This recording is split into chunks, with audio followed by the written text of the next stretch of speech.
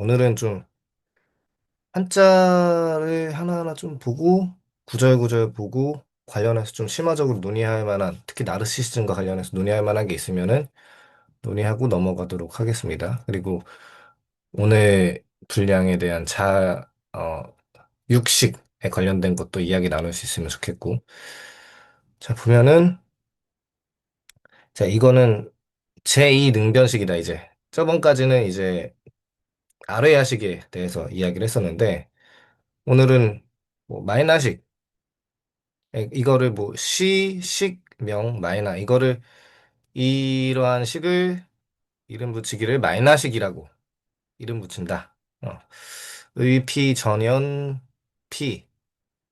어, 그러니까 그것은 아래아식에서 일어나고 일어나고 어, 연 의지하고 이렇게 인연을 갖는다. 이 마이나식이라고 하는 것은 그러니까 아래아식으로부터 이런 식으로 영향을 받는다는 거죠. 저장 의식으로부터 뭐 여기 그 화살표가 여기 나와 있죠. 저장 의식으로부터 자아 의식에 대해서 영향을 주죠. 바텀업으로. 네네. 사실 탑다운이라고 되는 게 좀 맞긴 한데 기존에 있던 지식을 가지고 내 감각에 대해서 영향을 미치는 거니까 탑다운으로 이렇게 영향을 미치는 거죠. 저장 의식에서 자아 의식까지. 이게 의피 전염피. 구절의 좀 뜻이라고 생각을 하시면 되겠습니다. 이 마이나식이라고 하는 것은 아레아식에 의해서 일어나고 아레아식의 인연을 갖는 또다.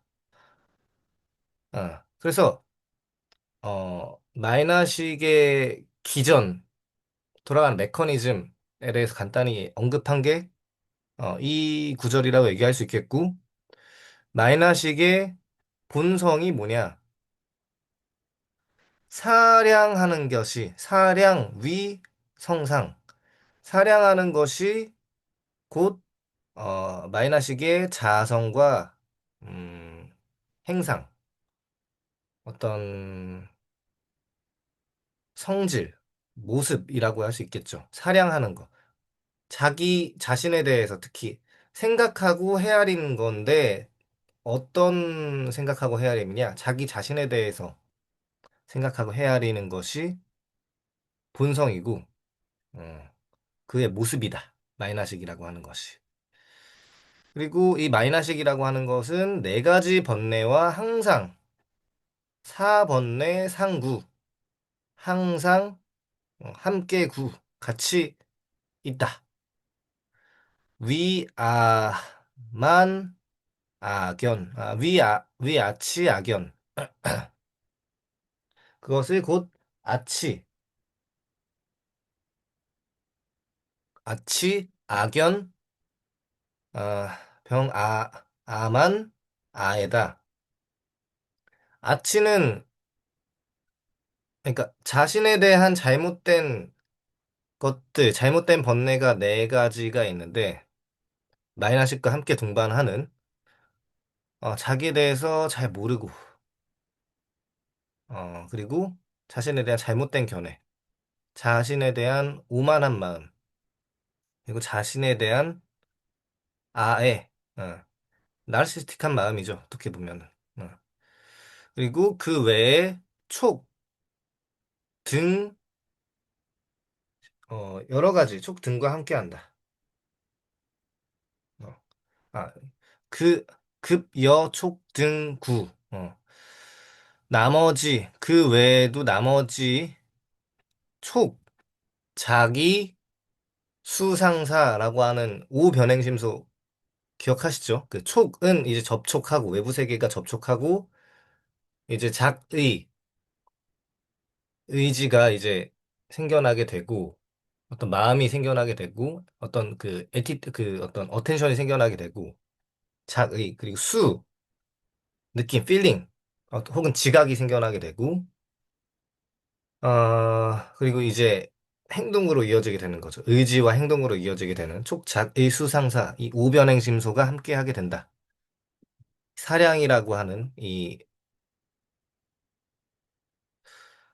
근데 이게 왜 어떻게 이렇게 일어나게 되냐라는 걸 다시 좀 보면은 이거는 그래서 유부무기에 속하게 된다. 마이너식이라고 하는 거 저번에도 얘기했던 태어난 곳에 따라서 메인다. 소생, 소계. 아라한과 멸진정에서는 출세도에서는 이런 마이너식이 존재하지 않는다. 그러니까 깨달은 자들에게는 이런 마이너식이 존재하지 않는다. 이런 얘기를 게 되면서 이게 왜 이렇게 되느냐? 저번에 얘기했던 베이지안 추론 얘기를 했었죠. 그리고 이거를 유식의 마음작용 모델과 충분히 비교할 수 있다고 얘기를 했었죠. 사전 확률이 어떻게 되어 있느냐에 따라서 내가 받아들이는 세계 자체가, 지각 자체가, 혹은 느낌, 정서, 감정 자체가 아예 달라질 수도 있다. 그런 얘기를 드렸었고, 음, 그것이 저장의식, 알라야식, 아레야식이라고 하는 이 제8식과 연관되어 있다고 얘기를 했었죠. 어떤 식을 제8식에 저장해 있느냐에 따라서 내 자의식과 의식, 심지어 자각 자체도 다 달라질 수가 있다. 오늘은 그래서 자의식과 의식에 대해서 주로 좀 얘기를 할 거고, 자의식, 내 자신에 대해서 헤아리게 되는 그 정도나 강도가, 어, 이 아래의 저장의식에 따라서 충분히 달라질 수가 있다는 거죠. 그리고, 그거는 현대 심리학과 인지과의 연구에 있어서 굉장히 밀접하게, 특히 성격 심리학 연구에 있어서 굉장히 밀접하게 연관되어 있다는 게 많이 입증이 되어 있어요. 오늘 얘기할 것과 굉장히 잘 연결이 되어 있는 건데, 어떤 거냐면은, 나르시스틱한 사람, 굉장히 병리적으로 나르시스틱한 사람이라거나, 아니면 경계선 성격 장애, 아니면 양극성 장애도 그렇고요. 그 조울증이라고 하죠.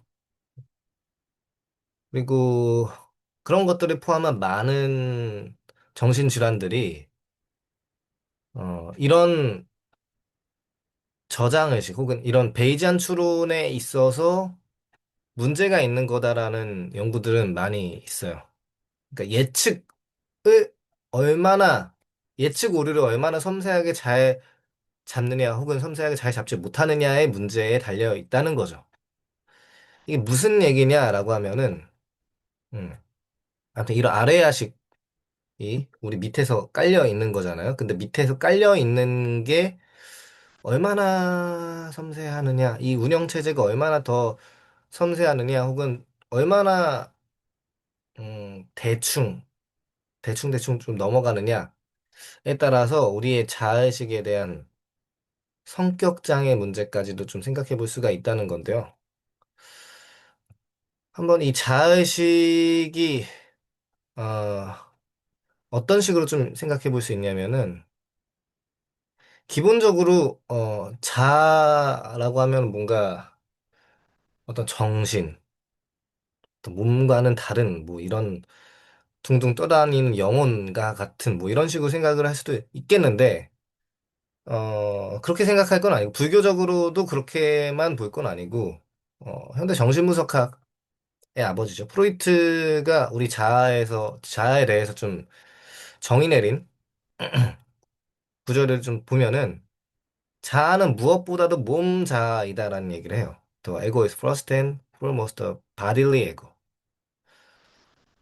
보면은, 몸의 표면은 외부, 내부 자극에 대한 지각이 모두 일어나는 장소이기 때문에 몸의 지각을 통해 내부와 외부를 구별하고 이거 되게 중요하죠. 이게 자아의 기능이라고 하는 거, 특히 사량식, 제7식의 기능이랑도 상당히 유사해요.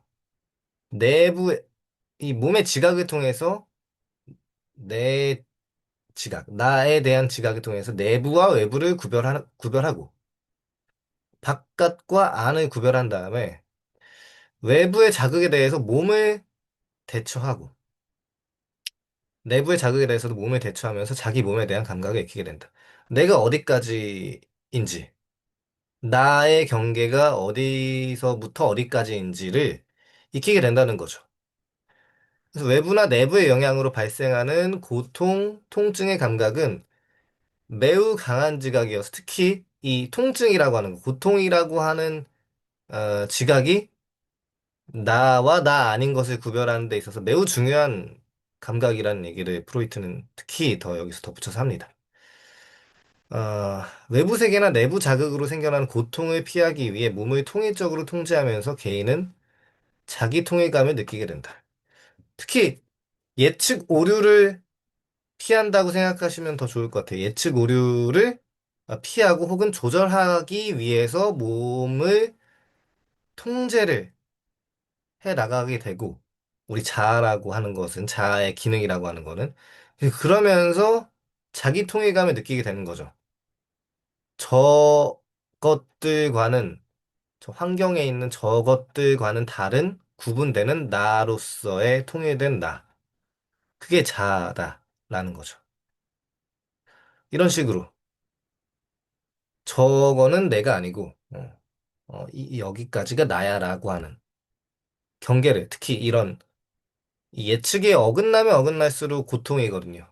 혼란스럽고 불확실하고 그런 것들을 피드백을 통해서 이 내적 모델을 잘 수정하고 사전 확률을 잘 수정하고 이런 게 이 길이 아닌가 보네 저 길이 아닌가벼 이러면서 수정하고 이런 식으로 내적 모델을 설정해야 되겠구나.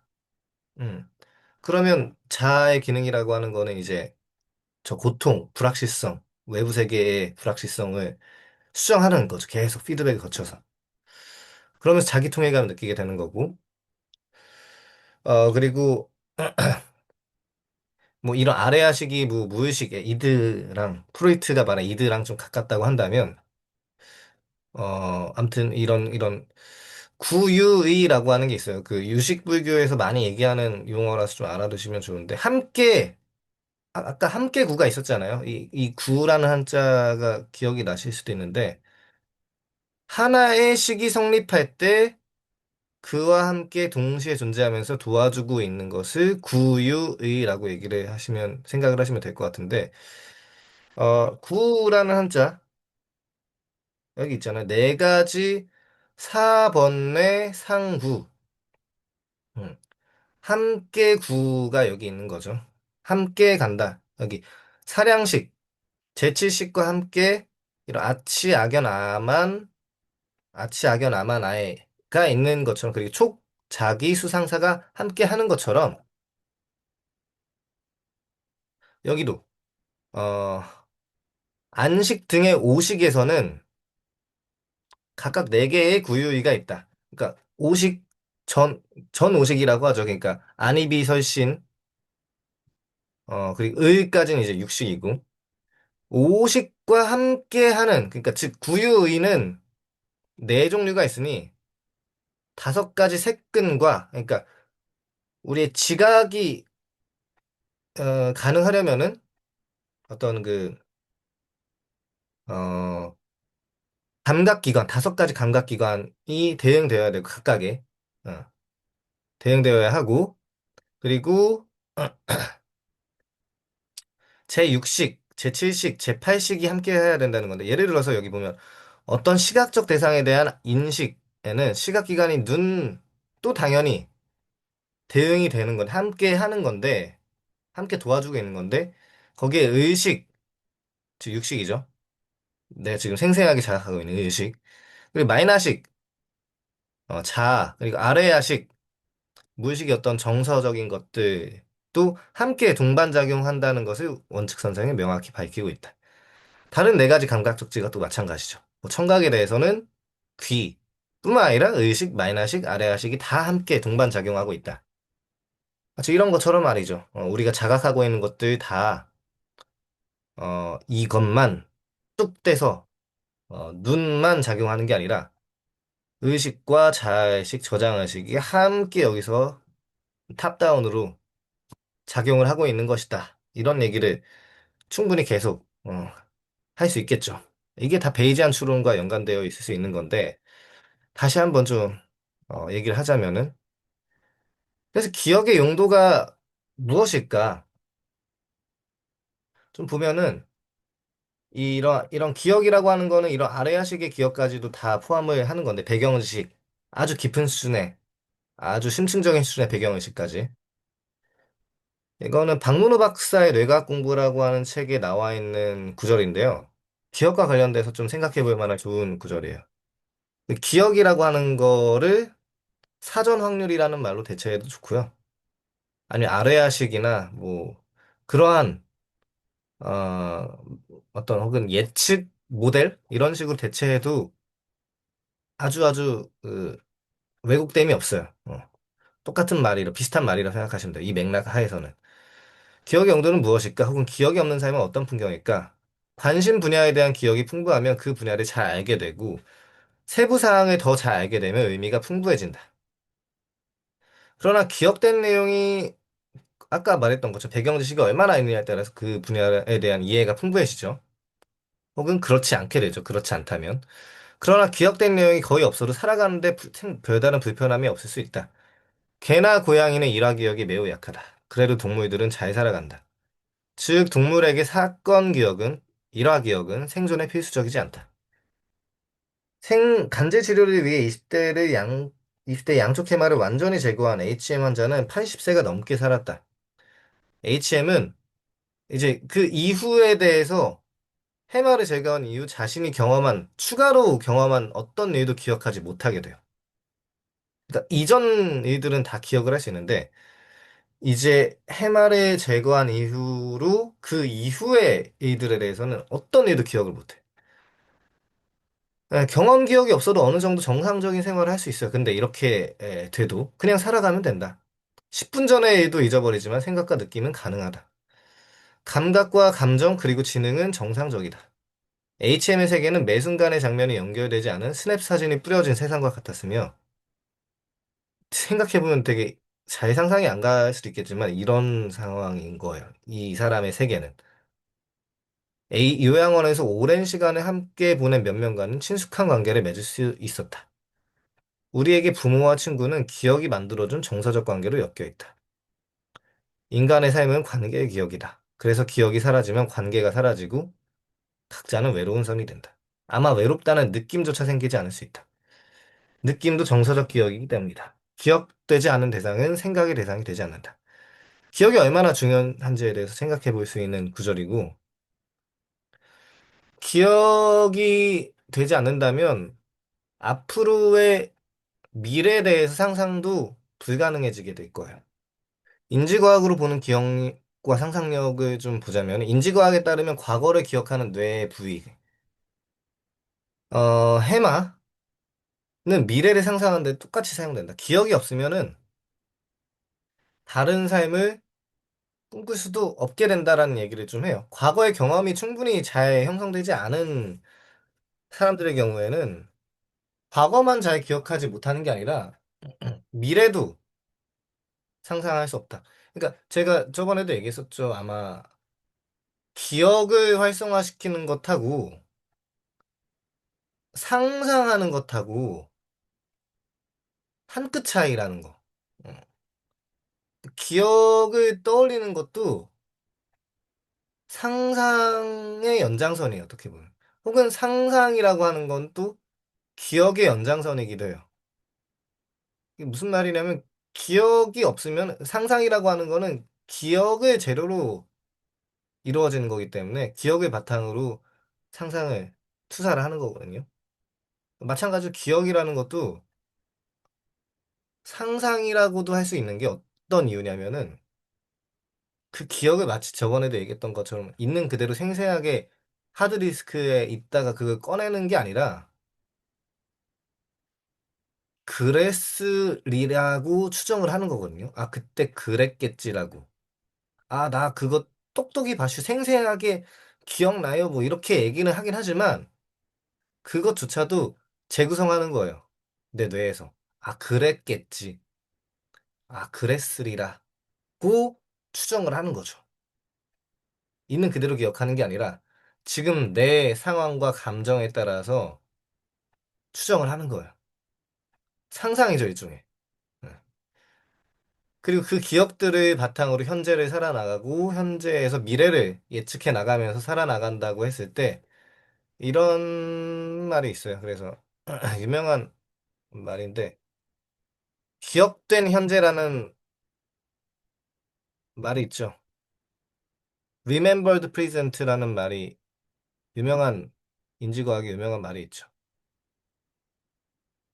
늘 이렇게 기억된 현재를 바탕으로 우리는 살아가고 있는 거고.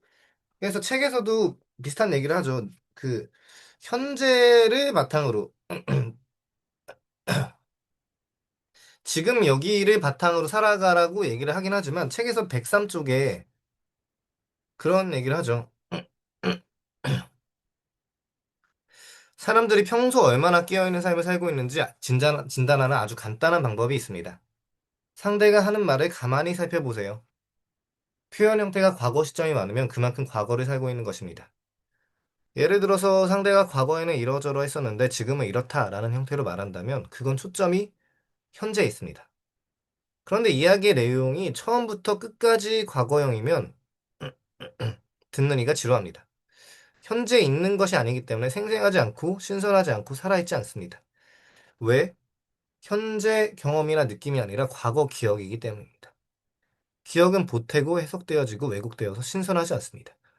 어, 여기까지만 해도 뭐 그럴듯한데 충분히 받아들일 만한 이야기인데 여기서도 그러니까 현재에 머물라는 거니까 근데 그렇다고 과거나 미래에 전혀 가지 않고 몽땅 현재 여기에 초점이 있어도 이상합니다. 왜일까요? 우리는 분명히 과거 경험에 기초해서 현재를 살아가고 미래의 비전에 가는 것인데 과거도 상관없고 미래도 상관없는 지금 여기에만 있는 상황은 때로는 무책임하고 유아스러울 수 있기 때문입니다. 어, 아까 얘기했던 거랑 지금 얘기했던 거랑 상통하는 이야기죠. 아예 과거가 없는 듯이 살아가는 것도 이상한 일이에요. 뭐 과거를 다 버리고 뭐 가라 뭐 이런 식으로 비유적으로 상징적으로 얘기를 하는 경우들도 있겠지만 그런 경우들이 있을 수 없고 우리는 늘 과거와 업에 아, 속해서 영향을 받으면서 살아갈 수밖에 없다는 사실을 충분히 인지하고 자각하고 받아들이는 게 훨씬 더 낫다고 생각을 하거든요. 그리고 그럴 수밖에 없고 거기서부터 속박이라고 하는 속박이고 거기서부터 벗어날 수 없는 게 인간 생명체잖아요. 어, 인간을 포함한 생명체의 운명인데 거기서부터 벗어날 수 있는 과거로부터 벗어날 수 있다고 생각하는 존재라면 그거야말로 좀 쿨진 소위 말하는 쿨진 아니겠어요? 쿨진? 좀 난 거기서부터 온전히 벗어날 수 있는 쿨한 존재야라고 생각하는 쿨진이죠. 불가능하죠. 아무튼 이런 게 좀 생각해 볼 만한 인지과학으로 보는 기억과 상상력. 기억이 있어야만 상상력이 가능하고 이게 충분히 있어야만 그리고 이걸 이 기억에 엮여 있는 존재라는 사실을 받아들였을 때 충분히 잘 현실을 살아갈 수 있고 현재에 잘 머물러서 살아갈 수 있고 그에 기반해서 미래에 대한 상상과 어떤 활력을 좀 가지고 살아나갈 수 있다는 얘기를 소강 스님도 비슷한 얘기를 좀 했었던 게 있어가지고 음, 이거 좀 짚고 넘어갑니다. 그 칠식과 관련해서 다시 좀 짚자면 어, 프로이트는 프로이트의 자아는 어, 말나식과 의식이 좀 통합된 거에 좀 가까울 것 같고 좀 보면은 그 103쪽 위에 이런 얘기가 나와 있죠. 음, 음. 보면은 우리는 술을 많이 마시거나 약물을 많이 하는 것을 중독으로 알고 있지만 알고 보면 가장 위험한 중독이 바로 감정의 중독입니다. 감정에 중독되면 있는 그대로의 경험, 맑고 신선한 체험이 불가능합니다. 우리는 평소 주로 어디에 취해 있을까요? 과거의 경험이나 기억, 미래에 취해 있기 때문에 지금 현재 이 순간에 일어나는 것에 온전한 주의를 기울일 수가 없습니다. 아까 얘기를 했지만 과거나 미래에 너무나 과도한 주의를 기울이면서 중독되지 말라. 이런 얘기를 했었죠. 그렇다고 과거나 미래가 아예 없는 것처럼 살아가는 것도 이상한 일이다. 중도를 잘 취해야 된다. 이런 얘기를 했었는데 감정의 중독이라는 게 여기서 좀 살펴봐야 할 재미난 얘기예요. 감정의 중독. 자아 중독이란 아예 감정 중독을 넘어서 자아 중독이라고 하는 개념도 있을 수 있단 말이죠. 자아 중독이라는 게 어떤 거냐? 음, 아까 말한 나르시시즘이 병리적으로 된 거랑 좀 비슷한 거라고도 얘기할 수 있겠고, 중독이라는 거 기본적으로, 중독은 뇌를 어떻게 바꾸는가에 나온 좀 구조의 중 일부인데요.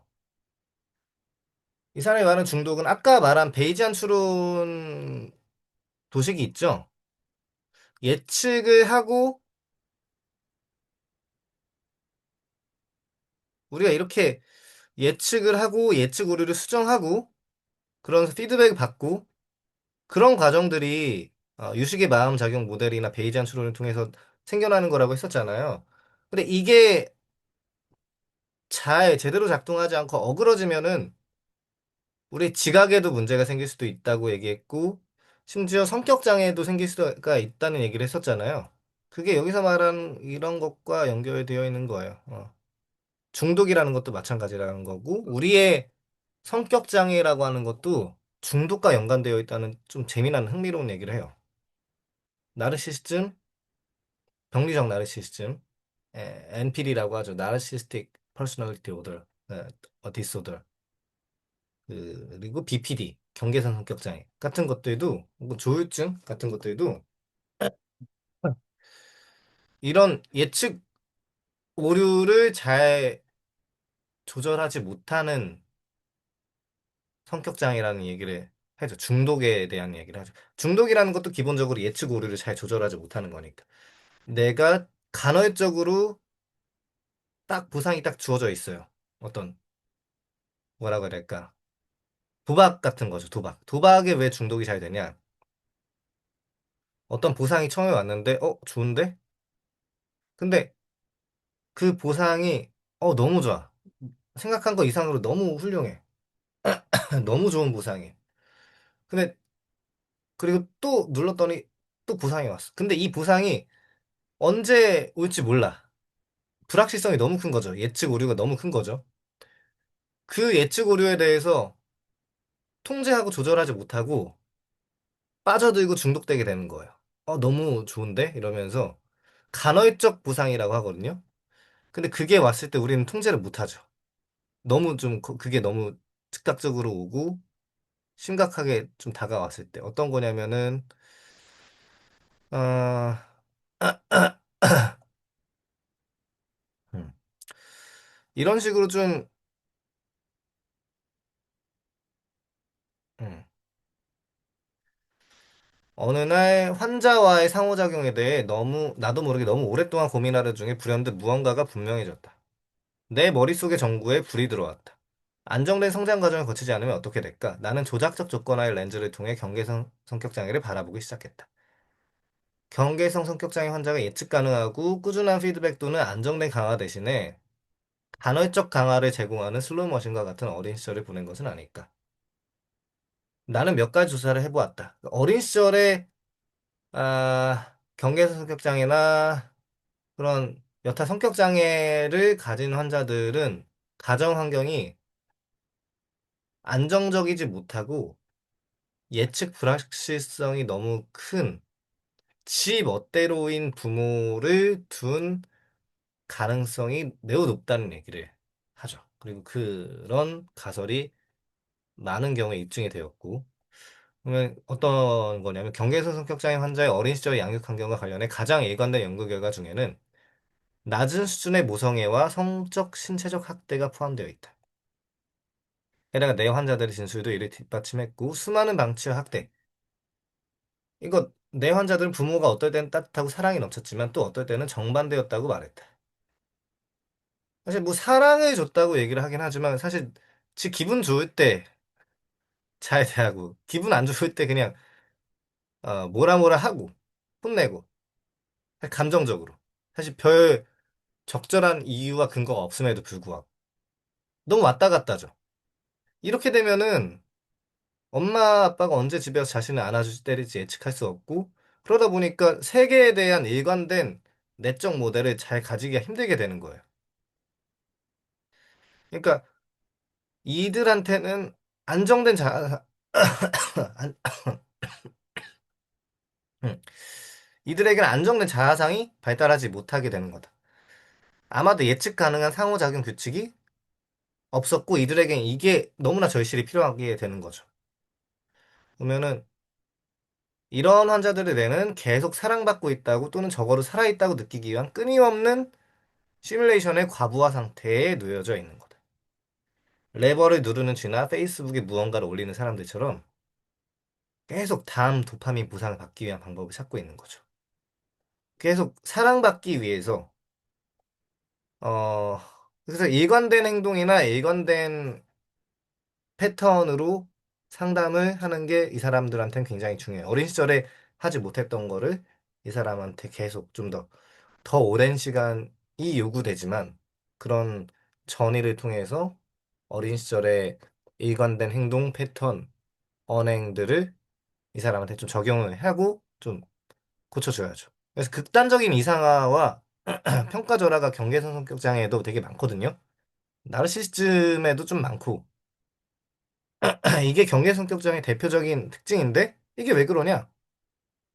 예측 오류를 조절하는 감정의 예측 조절이나 지각에 대한 예측 조절 능력이 떨어지기 때문에 뭐 아니면 도인 거예요. 이 사람은 좋은 사람 아니면 그냥 나쁜 사람. 천국 아니면 지옥. 이 사이에 뭔가 스펙트럼 선상의 섬세한 조절이나 예측이 있어야 되는데 그게 없어요. 너무 그 능력이 부족해. 부모님도 아까 말했던 것처럼 어떨 땐 너무 좋고 어떨 땐 너무 나쁘고 뭐 아니면 도잖아요. 이러면 진짜 안 되거든요. 그럼 정신병 생겨요. 진짜 정신질환 생겨요. 그러면 안 되는데 그런 것들을 어린 시절부터 계속 답습해 온 거죠. 그러니까 극단적인 이상화를 하거나 평가절하가 대표적으로 왔다 갔다 하는 거예요. 음. 그런 게 이들의 좀 주요한 특징이다. 음. 과잉 모드로 계속 인간관계에서도 계속 집착하게 되고 어떤 집착 광공 모드가 좀 되는 거죠. 과잉 모드가 되는 거죠. 그러다가, 근데, 그러니까, 처음에는 다들 좋아하겠는데, 관심 받기 싫어하는 사람은 별로 없으니까. 근데, 그러다가, 이거 불건강한 것 같은데, 거리를 좀 두기 시작할 때, 그러다 보니까, 붙잡아야 돼. 뭐 이런 식으로, 비극을 반복하게 되는 거죠. 저 사람 내가 통제하고 저 사람한테 사랑받으려고 노력을 해야 돼. 근데 그러다 보니까 불건강한 게 좀 느껴지는 거리를 두고. 그러다 보니까 더 과하게, 떠나갈 것 같으니까 더 과하게 붙잡고. 이런 것들이, 연달아서 이어지는 과정이다. 비극이다. 이런 식으로 좀 생각을 해볼 수가 있겠죠. 우리 모든 성격장애들이 딱 이런 식으로 예측을 섬세하게 하지 못하는 과정 때문에 일어나는 거라고 해석을 할 수 있을 거고, 이게 바로 자아 중독인 거예요. 제7식, 나르시스틱한 사량식에 대한 중독이라고 얘기할 수 있겠고, 감정 중독이고, 자아 중독이라고 얘기할 수 있는 거죠. 중독됐기 때문에 그 외부 세계 혹은 내면 세계에 대해서, 내부 세계에 대해서 적절한 정도로 예측 오류를 조절하지 못하게 되는 거죠. 그러다 보니까 과한 동의시가 되는 거고요. 그러다 보니까 다시 좀 넘어가서, 어, 그러다 보니까 너무 과한 동의시가 생겨나게 되는 거고, 거기에 대해서 이런 식으로 좀 조언을 하는 거죠. 서강 스님도 이런 식의 얘기를 좀 했었는데, 백족의 탈동의시라는 얘기를 하잖아요. 지금 여기에 화를 나와 분리시켜서 화나는 감정이 내가 아니라는 것을 알아야 합니다. 그러니까 감정이 일어났을 때 그 감정을 보는 거. 즉, 감정과 자아를 분리하는 탈동의시 작업이 이런 제7식에 대한 자아 중독에 대해서 거리를 두고 좀 더 나은 길로 가기 위한, 바른 길로 가기 위한 좋은 방법이다. 이런 얘기를 합니다. 근데 그거 어떻게 하냐?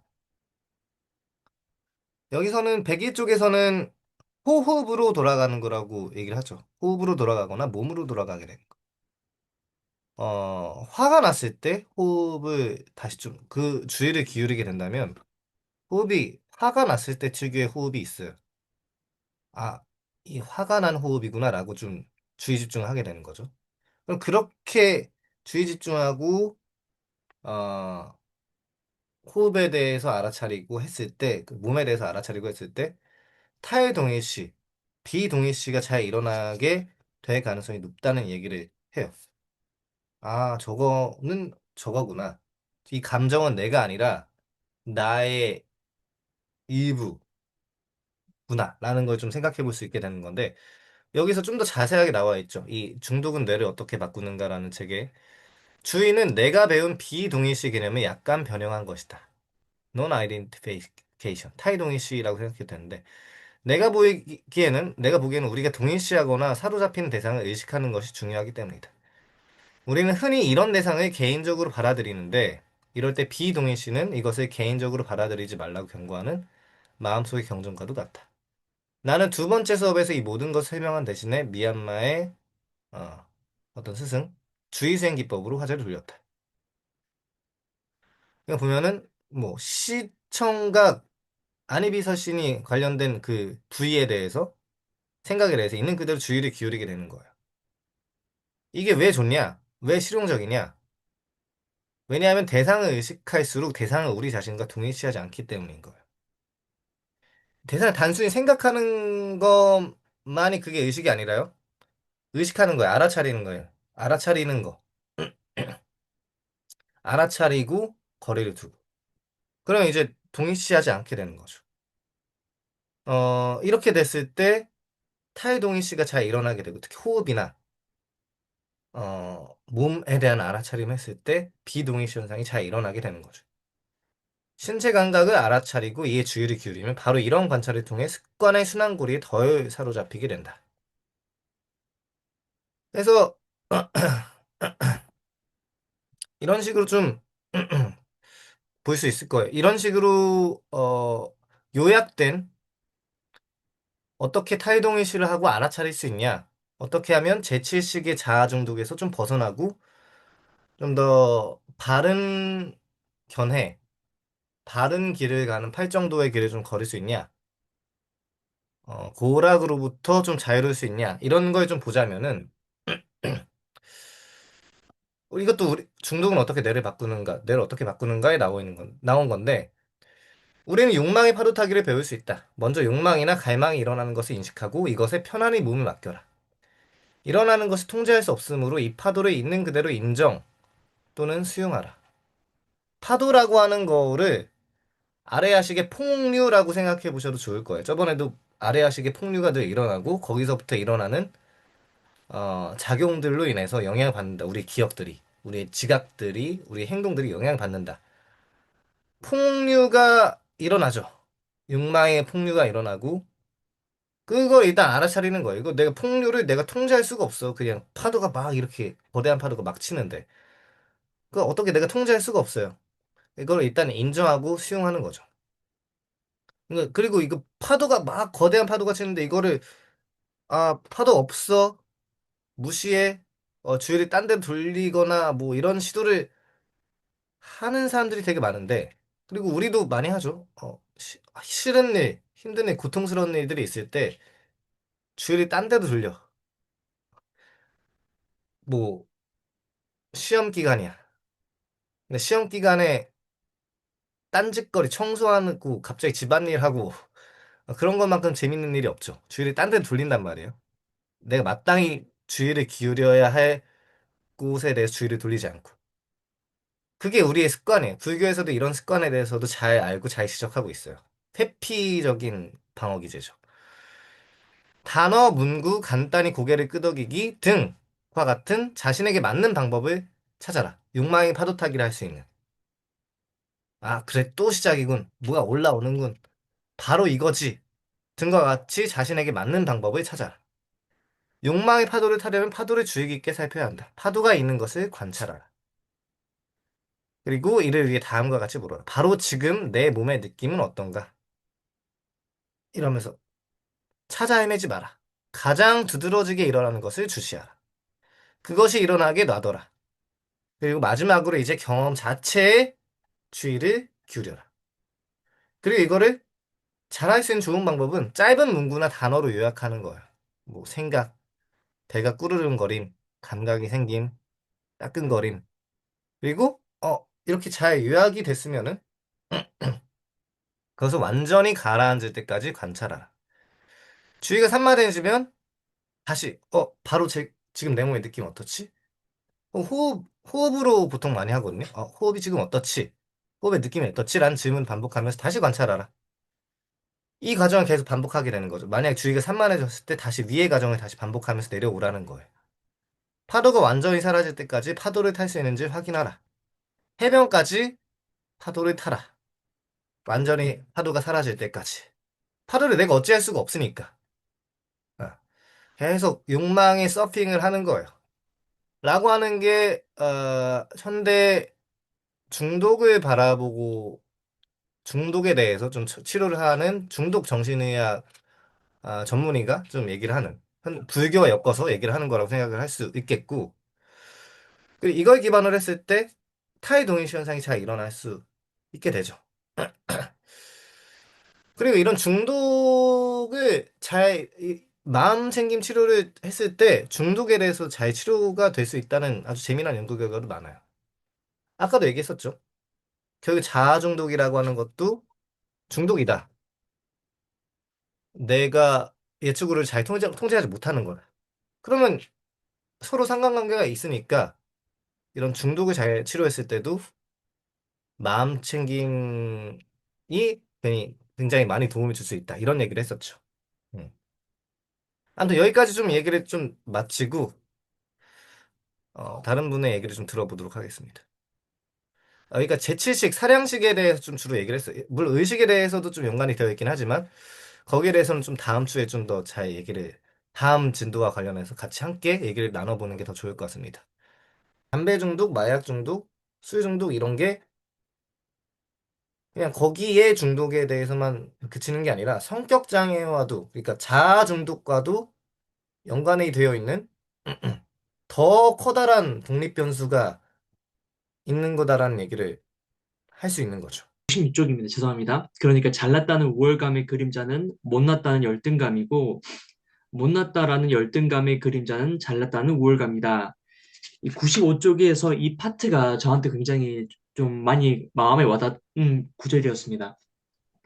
그러니까 어릴 때부터 그 기독교 과정에서 살면서 겸손하라는 표현을 정말 많이 들었어요. 그래서 자기 객관을 정말 중요시 여기고 그걸 잘 해왔다고 저는 생각했었는데 점점 나이를 먹으면서 아니면 나이가 먹을수록 점점 이게 자기 비난으로 많이 바뀌더라고요. 객관화한다면서. 그래서 사실은 뭐 사람 만날 때마다 항상 저 자신을 많이 낮췄거든요. 저는 그게 당연히 겸손이고 미덕인 줄 알았는데 어느 순간부터 이게 많이 괴로운 거예요. 그게 굉장히. 그냥 자고 제가 많이 그 쪼그라들고 그 전에 한번 이런 표현을 해주신 적이 있었는데 제 거울 보는 걸 제가 싫어했어요. 제 모습 자체가 너무 싫어서. 그런데 지금 와서 수행을 하면서 이 책을 읽으면서 아 이런 거 자체가 암안심이고 이런 거 자체가 어떻게 보면 내가 그 좀 방향만 다를 뿐이지 내가 좀 많이 심각한 나르시스트였구나 라는 걸 많이 느꼈습니다. 그래서 좀 궁금한 게 자기 객관화를 한다는 게 어떤 건지 한번 여쭙고 싶네요. 아까 말한 그 타이동일시 현상을 통해서 내가 나라고 생각했던 것들이 이게 항구적인 나가 아니라는 거를 좀 생각해보고 느끼는 과정이 자기객관화 과정에 좀 포함될 수 있을 것 같아요. 어. 그러면은 좀 나르시스틱한 거에 조금이나마 벗어날 수 있겠죠. 굉장히 어렵지만 아까 말했던 그 열등감과 우월감이라는 게 같이 가게 된다는 게 나르시시즘에 있어서도 굉장히 중요한 그 지적이에요. 중요한 특성인데 이거를 좀 아까 언급하려다가 까먹어서 언급을 안 한 건데 나르시시즘의 주요한 큰 두 가지 특성은 웅대한 나르시즘 있고, 하나는 또 다른 하나는 vulnerable한 취약한 나르시즘 두 가지가 있어요. 근데 그 두 가지는 굉장히 상통하는데 옹대한 나르시즘 뭐 트럼프나 뭐 그런 사람들처럼 이제 나 잘났어 겉으로 보면 굉장히 어 내세우고 뭔가 굉장히 외향적이고 어떻게 보면 또 말하기 좋아하고 그런 경우들이 웅대한 나르시즘에 해당하는데 반대로 그래서 사회생활도 되게 잘하고 기술 어떤 기능적으로도 나쁘지 않아요. 그런 경우들은 또 성공한 사람도 많고. 근데 벌너러블 취약한 나르시즘, 뭐 코버트 나르시즘이라고도 막 하는데 은밀한 나르시즘이라고도 하는데 그 경우는 날 굉장히 낮춰요. 날 굉장히 낮추면서 나는 아 그러면서 뭐랄까 내가 뭐 되겠어요. 뭐 제가 뭐 그러면서 굉장히 상대방을 막 추켜 세우기도 하고 어떤 면에서는 그러면서 어 그러면서 그렇게 되지 못한 나 자신에 대해서 굉장히 분노와 어떤 안 좋은 마음, 질투와 시기심이 좀 끓는달까? 그런 게 좀 생기죠. 그러니까 열등감, 나는 뭐 별거 아니에요라고 하는 그 열등감을 계속 강조하는 사람들은 그것 때문에 막 분노가 생긴다. 왜 그러냐면은 난 원래는 여기서 이러면 안 되는 존재인데, 여기서 이러고 있을 존재가 아닌데, 아, 난 더 훌륭한 존재로 있어야 되는데, 훌륭한 지위나 훌륭한 어떤 내가 상상한 이상적인 자가 위치한 무언가에 있어야 되는데, 그러지 못한 존재니까 열등감을 크게 느끼고 거기로부터 고통받고 있는 거죠. 아, 그러니까 결국에는 웅대한 나르시즘과 지향점은 비슷해요. 어떻게 보면 나는 이만큼 자아가 비대하고 이만큼 차지해야 되고 근데 취약한 나르시즘은 그러지 못하니까 지킬 박사와 하이드 씨 같은 경우에 지킬 박사가 좀 그런 취약한 나르시즘에 해당한다고 좀 생각할 수 있을 것 같아요. 그러니까 참 굉장히 겉으로 보기 겸손하고 겉으로 보기에 또 뭐 친절하고 어떤 면에서는 근데 그런 경우인데 굉장히 고통받아. 자기 자신을 굉장히 비하하고 자기 비하를 하면서 나 왜 이렇게 도덕적이지 못하지? 그러면서 투사를 한단 말이죠. 인터넷 방구석 악플러들이 이런 취약한 나르시스트인 경우도 진짜 많아요. 진짜. 남 탓하고 남 이상한 놈 취급하면서 겉으로는 사회생활 멀쩡히 좀 잘하는데 이제 방 안에서 막 악플로 달아 막. 그런 경우 진짜 많아요. 진짜. 자꾸 보면 멀쩡해. 자꾸 보면 그러니까 허우대는 멀쩡해. 취약한 나르시스트죠. 근데 다 한 쌍으로 가는 거예요, 어떻게 보면. 내가 왜 우월감을 느끼냐? 지금 내 상황이 열등하니까. 지금 내 상황 자체가 좀 결핍처럼 느껴지니까 굉장히 거대 자아를 부풀려서 만들어내는 거고. 내가 왜 열등감을 느끼냐? 저, 내가 지금 열등감을 느끼고 내가 존재를 자기 비하를 계속하지만 그거는 사실 생각해보면 저 이상적자, 우월한 위치에 있어야 된다는 생각이 은연중에 전제로 깔려져 있기 때문에 그래요. 정말 동전의 앞뒷면 같은 존재죠. 웅대한 나르시즘, 취약한 나르시즘. 그 둘 다 한번 좀 생각해 보면. 사실 웅대한 나르시즘이 좀 나이가 들면은, 노화가 되면은 취약한 나르시즘이 되는 경우들이 좀 많아요. 그러니까 자녀들 막 독립하려고 한다? 그러면은 죄책감을 막 불러일으키게 하고, 내가 너한테 해준 게 얼만데, 막 이러면서. 이 사람 의존하는 걸 되게 싫어한단 말이에요, 나르시스트들은. 누군가한테 내가 의존해 있다는 사실 자체를 인정하기 싫은데, 내가 너한테 해준 게 얼만데 이러면서 막 붙잡으려고 나 외로운데 나 혼자 있으면 외롭고 막 이러니까 외롭고 힘들고 한데 하면 어떡하니? 라고 막 죄책감을 막 불러일으켜. 취약한 나르시스트의 그런 무언가를 통해서.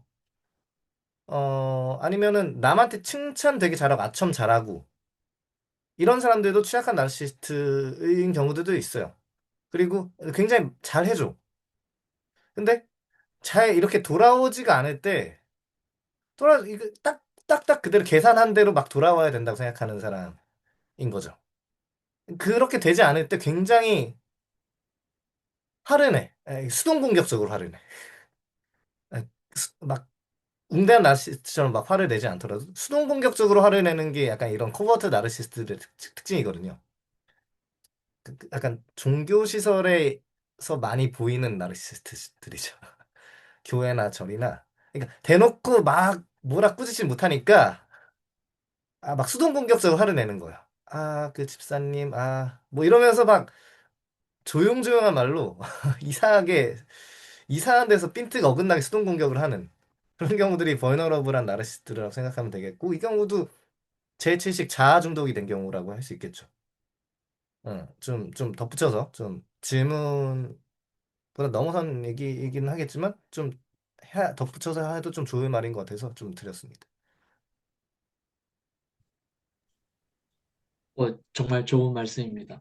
참고로 악플을 한 적 없고요. 듣다 보니 그럴 수 있을 것 같다 생각이 들어요. 그러니까 그런 음, 종교 단체에 있다 보면은 이렇게 웅대한이라 표현하셨죠? 네. 웅대한 그런 나르시스트들을 많이 만나지는 못했는데 대체적으로는 취약한 부분들이랑 많이 봤거든요. 그 수동 공격을 하시는 분들도 많이 봤고 그걸 어릴 때부터 많이 학습을 하다 보니까 그 진짜 이 명상하면서도 수행을 하면서 깨달아요. 제가 그걸 많이 하고 있다. 그런 방어 기제가 있다는 걸 깨닫고 나니까 이제 많이 줄이면서 이 구절이 진짜 제 심금을 울렸습니다. 그렇지, 내가 나르시스였구나 하면서. 저도 그래요, 저도. 다 어느 정도 좀 있을 거예요. 네. 저도 뭐, 이 경계가 되게 중요하군요, 나르시스즘. 여기서도 경계가 되게 중요하고, 항상 여기 아까 말씀하신 구절의 왼쪽, 그러니까 94쪽에 보면은 김소월 씨도 언급하면서 항상 숨 쉴 수 있는 공간이 필요하고 중요하다는 얘기를 했었잖아요. 나 자신에 대해서도 그렇고, 다른 사람에 대해서도 그렇고, 숨 쉴 수 있는 공간이 되게 중요한데, 그렇지 않게 만드는 게 좀 문제죠. 그러니까 마치 타자를 내가 다 조절하고 통제할 수 있는 것처럼 느끼잖아요. 생각을 하잖아요. 그러면 안 되는 건데, 뭔가 여기 보면은 타자를 내가 다 통제할 수 있는 것처럼, 지식으로 통제할 수 있는 것처럼, 타자를 내가 이렇게 지식으로 통제할 수 있는 것처럼, 손에 쥐는 방식으로, 베그라이펜이라고 하는 독일어가 파악하다. 손에 쥔다라는 뜻이에요. 근데 손에 쥐면은, 어, 약간 물렁거리고 이런 것들은 터져버리잖아요. 타자를 내가 죽여버리는 거죠. 그냥 접촉을 하는 거야. 그냥 단순히 타자에 대해서 그냥 내가 다 알 수 있다는 방식으로 어, 움켜진다기보다는 접촉을 하는 거죠. 간단하게 이제 반가운 그리고 반갑게 접촉을 하고 만지고 악수를 하는 이런 것처럼 이런 식으로 이렇게 되지 말라는 거죠. 마치 이런 사람들이 좀 만나다 보면 있어요. 아, 타자와 나는 이제 경계가 없고 서로 잘 대해줘야 돼라고 하는 구절을 잘못 받아들이고 잘못 인용해가지고 네 것도 내 거, 내 것도 내 거 막 이런 식으로 생각하는 깡패로 변질되는 경우들이 좀 있어요. 그러니까 진짜로 이랬다니까. 작년에 어떤 일어났던 작년에 있었던 제 아는 사람과 있었던 일인데 어, 왜 나한테 왜 너는 뭐 불교적인 거에 대해서 막 이렇게 얘기를 하고 뭔가 되게 좋아하고 이런 사람인데 왜 당신은 왜 나한테 어? 한량 없이 베풀지 않냐 이런 얘기를 해요 갑자기 어 그러니까 베푸는 건 참 좋은데 굉장히 뭐랄까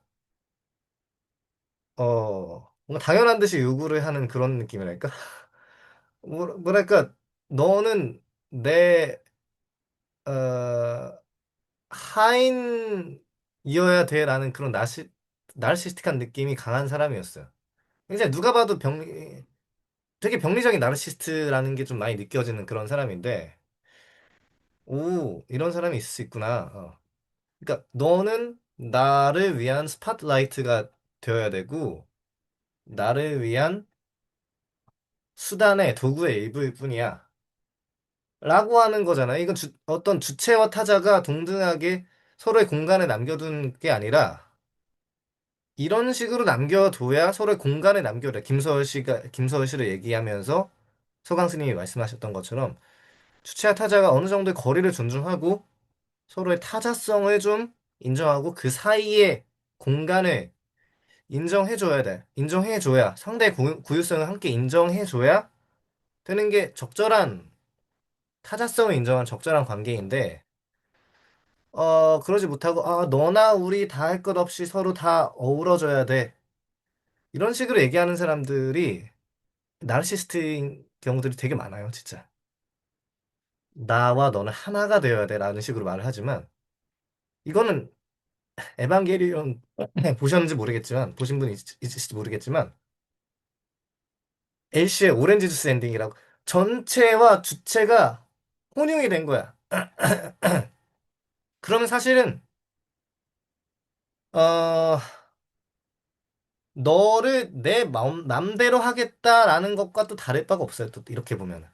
그리고 또 굉장히 복종적인 취약한 나르시스트들 중에서도 복종적으로 행동하는 경우들이 종종 있거든요.